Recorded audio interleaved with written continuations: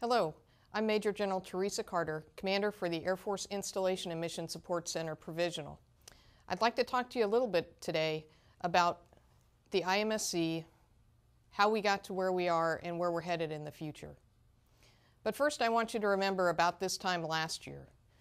We as an Air Force, as a military, and as a nation, were dealing with the effects of sequestration, with severe budget restrictions, with furloughs to our civilian employees, and about to deal with the effects of a government shutdown.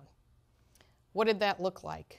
That looked like aircraft being parked on the ramp, the Air Force not able to fly a third of its combat-coded fighter squadrons, reductions or eliminations to services that we used to provide to our airmen and their families at our installations, and a great deal of uncertainty and ambiguity about where we would go in the future and how we would be able to deal with such severe budget restrictions.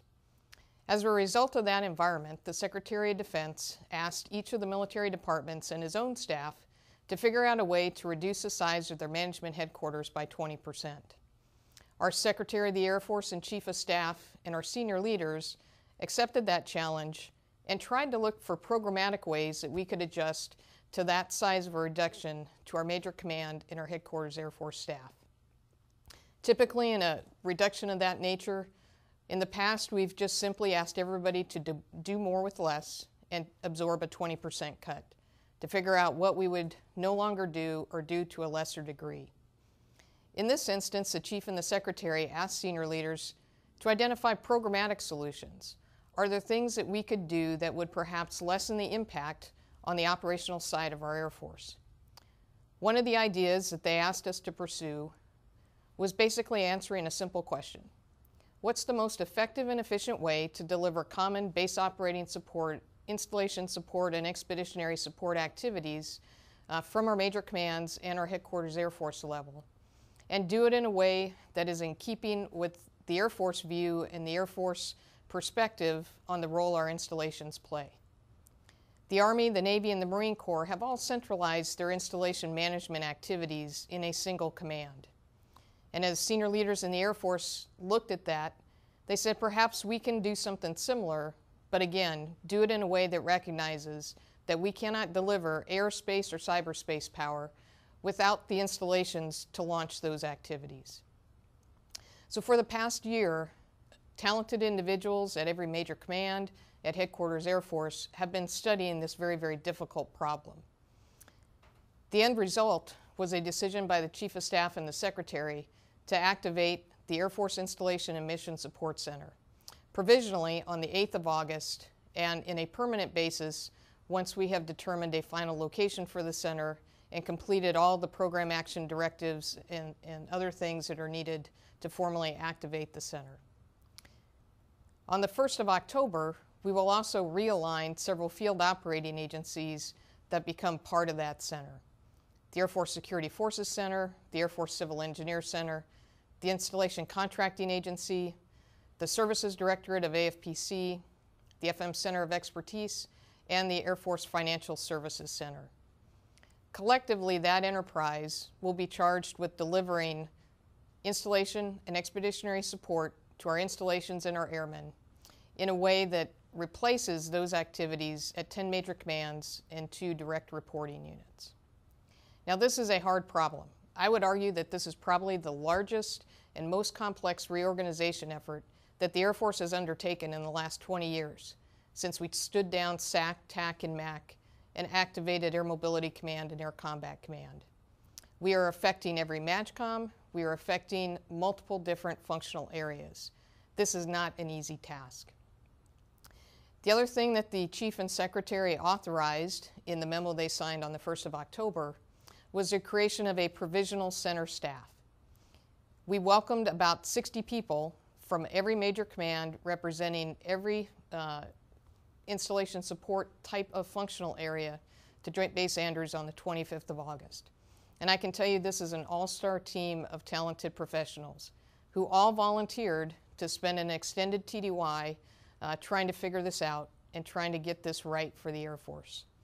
We have folks such as Mr. Vince Gassaway, a manpower professional from USAFE. We have Chief Richard Sherman, one of our great defenders who represents AETC. We also have Captain Katie McDowell, a Logistics Readiness Officer from Air Mobility Command. Mr. Richard Sheridan, who is Civil Engineer from AFSOC. Mr. Mike Benson from the Services Directorate at AFPC. Darlene Dawkins, a Financial Management Pro from Air Combat Command. Chaplain Colonel Select Kelvin Gardner, who recently left the Chief of Chaplain's office. Each of these individuals had some varying degree of understanding of what the Air Force IMSC was all about prior to showing up at Andrews. Some knew a lot about it, others very little. They all had their own opinion about whether or not this was the right thing to do for the Air Force. I had a chance to speak to each of the functional teams this week, and I asked them a very simple question. Now that you've been here for a month, you've been studying this, really getting into the details, what do you think?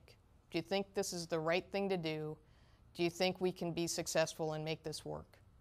And I will tell you, to a person, they all said, you know, I wasn't quite sure what I was getting into, but now that I have a chance to see the possibility and the opportunity and understanding where we were last summer, shut down, furlough, parking airplanes, we have to do this as an Air Force. We don't have any other alternative.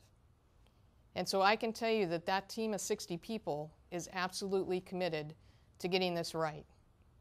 And we're not getting it right for the sake of the IMSC. We're getting it right for the sake of the Air Force. We're getting it right for the missions that we have to support at our installations. So now I want to ask for your help. That team of 60 people is giving everything they have to figuring this problem out, but they can't do it alone. At the Air Force Association Convention, the Secretary of the Air Force challenged all in attendance to exercise bold leadership, because that's what the Air Force is going to need now and over the course of the next 10 to 20 years. And I will tell you that the provisional team that's collected at Andrews is demonstrating that exact bold leadership every day. When they first arrived, I issued a challenge to them. I told them this was going to be very difficult work, it's going to be unpopular work, but it absolutely required them to give it their best every day. I also reminded them that now that they're part of the team, they really need to do a couple of things. One, I said you need to think below your badge. And as you look on our ABUs, what is below all of our functional badges? It's a simple name tape that says United States Air Force. This effort is not being done because of any single functional community or any single perspective. We're undertaking this very difficult task because the Air Force requires us to figure out a way to be more effective and efficient in the way we use our dollars, so that every penny that we don't spend on an installation or on a support requirement is a penny that can be invested in the current and future combat capability that our Air Force and our nation require. I also asked them to think beyond their MAJCOM patch. We absolutely need, value, and want that MAJCOM perspective, because we need to make sure that it's incorporated in the policies, procedures, and the operating principles that we establish for the IMSC. But at the same time, we cannot let a single perspective overshadow the whole. And the whole is an Air Force enterprise that, again, relies on our installations to deliver that airspace and cyberspace capability. Every MAJCOM commander has told me that they are committed to making the Air Force IMSC a success. And that commitment is going to be absolutely critical. And I would ask for your support as well. Because as I said, this is a very difficult proposition.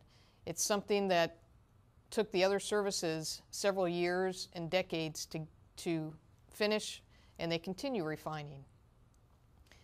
Ultimately, this endeavor is about making our Air Force a success.